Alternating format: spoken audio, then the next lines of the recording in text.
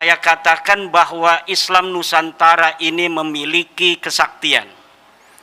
Karena Islam Nusantara ini dibangun oleh para wali songo, ditopang oleh kerajaan Majapahit Islam atau Kesultanan Demak.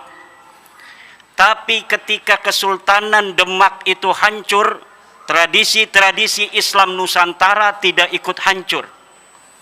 Kita dijajah ratusan tahun oleh Belanda. Tapi ketika Belanda pergi, tidak ada budaya-budaya Belanda diasimilasi dalam tradisi-tradisi keagamaan Islam Nusantara. Assalamualaikum warahmatullahi wabarakatuh. Hamdan lillah, salatan wassalaman ala rasulillah Sayyidina Muhammad ibn Abdillah alladhi wulida fi Makkah al-Mukarramah wa dufina bil Madinah al-Munawwarah la nabiyya ba'dah. Ya Hayyu ya Qayyum ya Hannan ya Mannan ya Dayyan ya Sultan ya Dzal Jalali wal Ikram. Amma ba'du, faya ashabal fadail, jamaah tarawih Masjid An-Nahdah, gedung PBNU Jakarta Pusat. Alhamdulillah, malam hari ini adalah malam yang ke-16 kita sholat tarawih. Tradisi masyarakat di kampung saya di Banten itu kalau sudah malam ke-16 ini ibu-ibu sibuk bikin ketupat.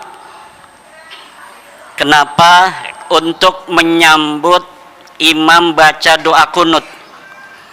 Ada yang bikin ketupat, ada yang bikin lemper, ada yang bikin selimpo.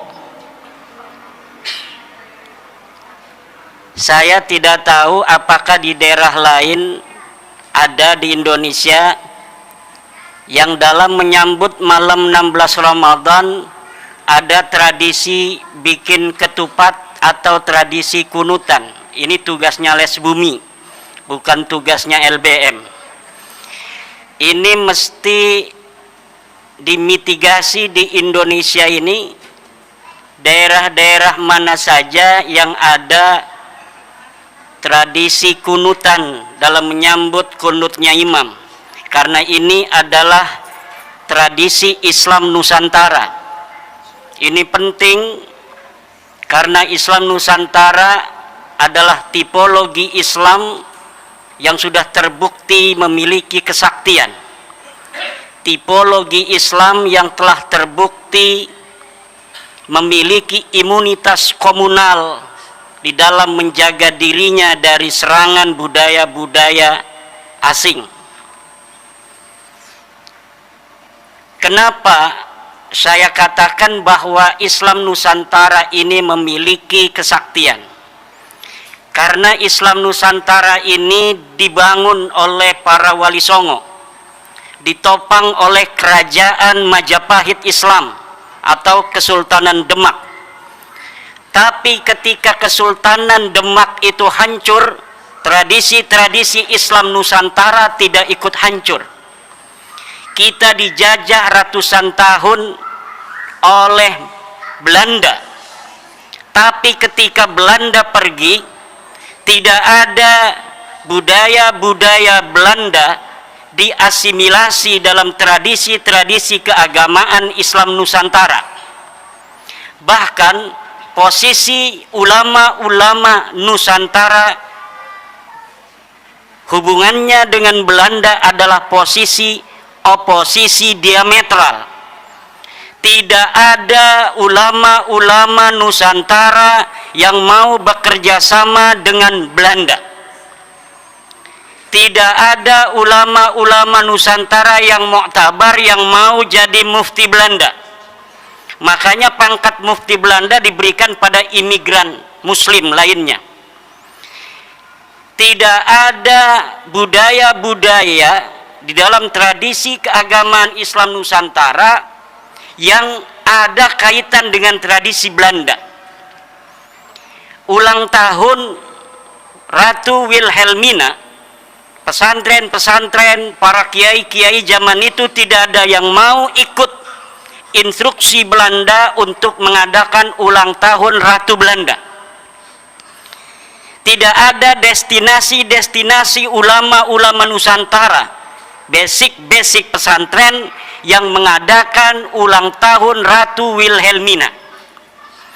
Inilah Bapak-bapak, ibu-ibu sekalian, yang saya katakan bahwa Islam Nusantara sebagai sebuah konsep yang dimunculkan Nahdlatul Ulama 2015 memang telah terbukti memiliki kesaktian-kesaktian dan imunitas komunal. Bahkan tahun 1927 Muktamar NU itu masih mengambil sebuah keputusan muktamar bahwa menggunakan dasi, celana panjang, jas itu hukumnya haram. Kenapa haram? Karena ini tasyabuh dengan Belanda. Ini adalah upaya perlawanan dari kalangan Nahdliyin ketika itu kepada hegemoni penjajahan Belanda. Tahun 40-an Kiai Wahid Hasyim mendobrak keputusan itu. Beliau menggunakan jas, menggunakan dasi, menggunakan celana panjang. Ansor-ansor kita pada ikut Kiai Wahid Hasyim. Akhirnya pada Kombes di Kudus Ansor itu Kiai Asnawi Kudus marah-marah di arena Kombes karena anak-anak NU yang dari Ansor pakai celana panjang. Setelah merdeka tahun 50-an, Kiai Saifuddin Juhri bertemu dengan Yai Asnawi Kudus. Dalam keadaan Yai Saifuddin Juhri menggunakan jas yang rapi, dasi dan celana panjang. Ketakutan Yai Saifuddin Juhri, jangan-jangan nanti saya dimarahin lagi, kayak seperti Kombes Ansor tahun 38 itu.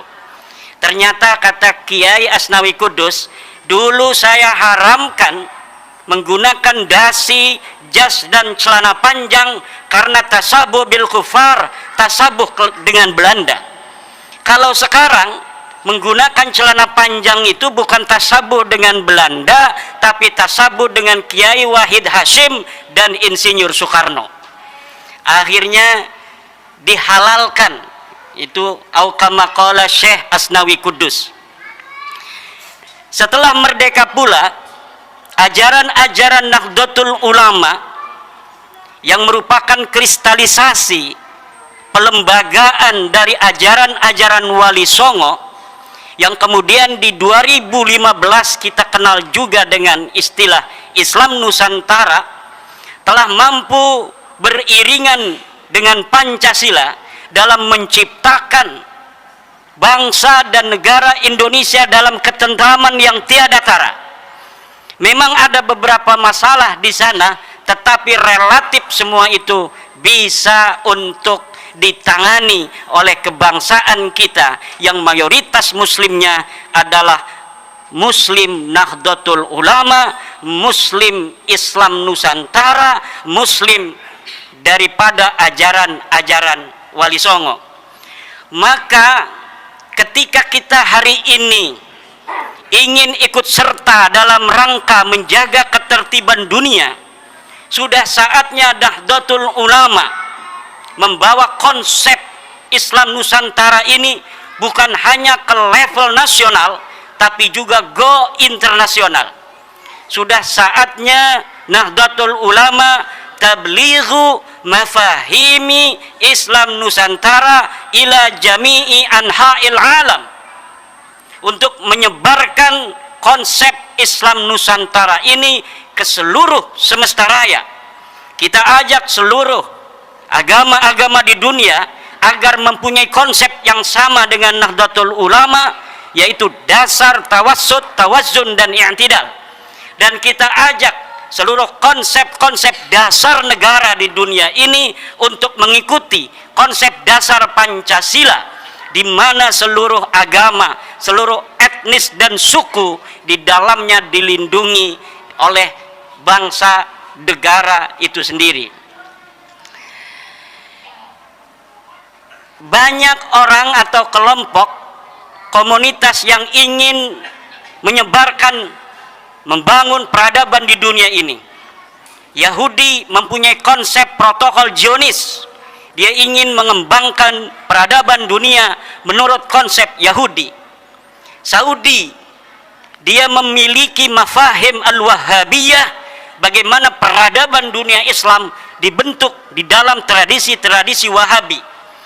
Lalu Nahdlatul Ulama, ketika kita ingin berperan di dalam membangun peradaban dunia ini, konsep apa yang kita miliki?